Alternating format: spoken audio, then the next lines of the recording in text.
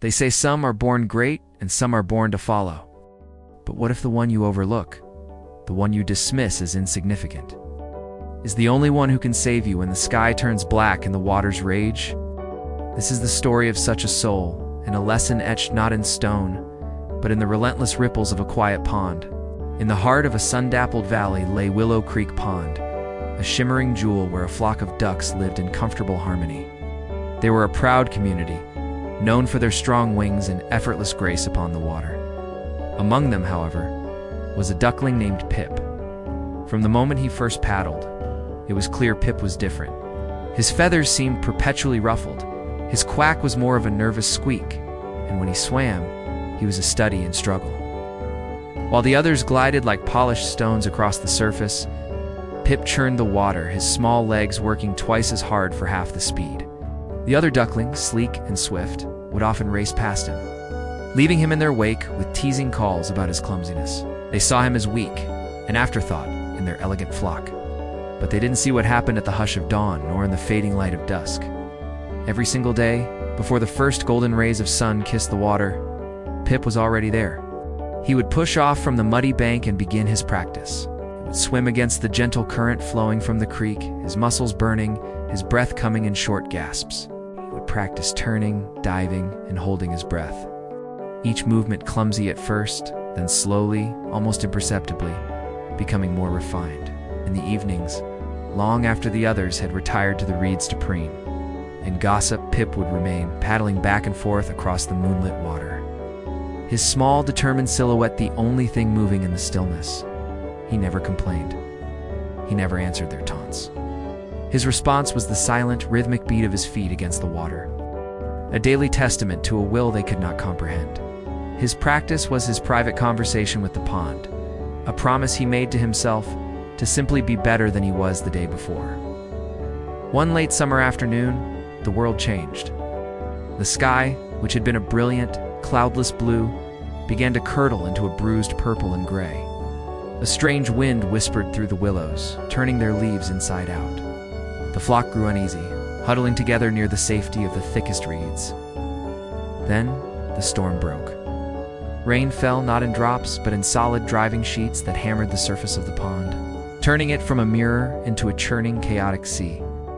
Thunder cracked overhead like a celestial whip, and the wind howled, tearing at the banks. In the panic, a tiny, fluffy duckling named Daisy, who had wandered too far from her mother, was caught by a sudden, vicious current. She was swept away from the shallows, a helpless yellow speck tossed violently towards the far side of the pond, where the overflowing creek had created a treacherous vortex of debris and tangled, thorny branches. The flock watched in horror. The strongest swimmers, the fastest gliders, the ones who had mocked Pip for his slowness, were paralyzed by fear. This was not the calm pond they knew. It was a monster. The currents were unpredictable, the waves were high, and the wind was a physical force pushing them back.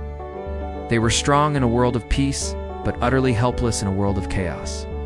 As they hesitated, their innate ability rendered useless by a fear they had never known. One figure shot out from the reeds. It was Pip. He didn't pause to think. He didn't wait for encouragement. He simply moved. Into the raging water he plunged, his body low and streamlined. The wind and rain that terrified the others felt familiar to him.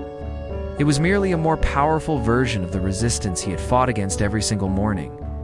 The churning current that disoriented the flock was just a stronger challenge to the muscles he had painstakingly built, day after day. He wasn't powered by natural talent. He was powered by relentless, ingrained discipline. He navigated the churning water, not with brute force, but with knowledge. He felt the pull of the undertow he had studied at dusk. He used the brief lulls between gusts of wind that he had learned to anticipate at dawn. He reached Daisy just as she was about to be pulled into the thorny mess. Shielding her with his own body, he began the grueling journey back. Every paddle stroke was a battle, every inch a victory. He was no longer the clumsy, slow duckling. He was a force of nature, forged in the crucible of his own quiet perseverance. Exhausted but triumphant, Pip finally pushed Daisy onto the muddy bank and into the safety of her mother's wings. He collapsed beside her, his small body trembling with effort. A profound silence fell over the flock, broken only by the receding rumble of the storm. The ducks looked at Pip, then at their own feet, a deep sense of shame and awe washing over them. The one they had ridiculed, the one they deemed weakest, had shown a strength and courage none of them possessed. They finally understood. His daily struggle was not a sign of weakness. It was the very thing that had made him strong. From that day forward, no one ever looked at Pip the same way again. He still wasn't the fastest swimmer in a calm pond, but everyone knew he was the strongest. He had proven that true strength isn't something you were born with. It is not a gift handed down by fate. It is built, moment by moment, in the quiet, unseen hours of effort. It is forged in the determination to show up every single day, especially when no one is watching. Strength is the sum of 1,000 small practices, the reward for a will that refuses to give up.